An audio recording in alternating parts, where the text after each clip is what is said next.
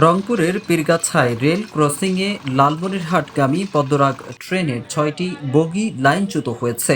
এতে রংপুর, লালমনিরহাট ও কুড়িগ্রামের সাথে গাইবান্ধা ও বগুড়ার যোগাযোগ বিচ্ছিন্ন হয়ে গেছে। ১৬ সেপ্টেম্বর সোমবার দুপুর ১২টার দিকে এই দুর্ঘটনা ঘটে। এতে নারী ও শিশুসহ অন্তত ২০ যাত্রী আহত হয়েছেন বলে জানা গেছে। রেলওয়ে কর্তৃপক্ষ জানিয়েছে, পদ্মরাগ ট্রেনটি দুপুর ১২টার দিকে রংপুরের পীরগাছা রেলওয়ে স্টেশনে আসে। একই সময় পঞ্চগড় থেকে দোলনচাঁপা এক্সপ্রেস একই স্টেশনে আসায় পদ্মরাগ ট্রেনটি ২ নম্বর লাইনে অবস্থান করে।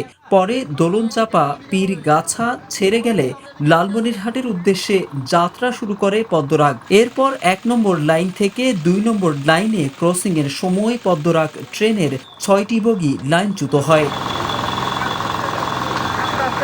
তবে দুর্ঘটনায় কোনো ধরনের হতাহতের খবর পাওয়া যায়নি।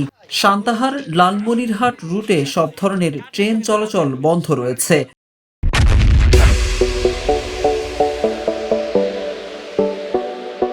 প্রত্যক্ষদর্শীরা জানিয়েছেন, ট্রেনটি পীরগাছা স্টেশন অতিক্রম করার সময় হঠাৎ বিকট শব্দে বগিগুলো লাইনচ্যুত হয়। যাত্রীরা আতঙ্কিত হয়ে তাড়াহুড়ো করে নামার চেষ্টা করলে অনেকে আহত হন। এদিকে বেলা ৫টা থেকে উদ্ধার কাজ শুরু করেছে কর্তৃপক্ষ।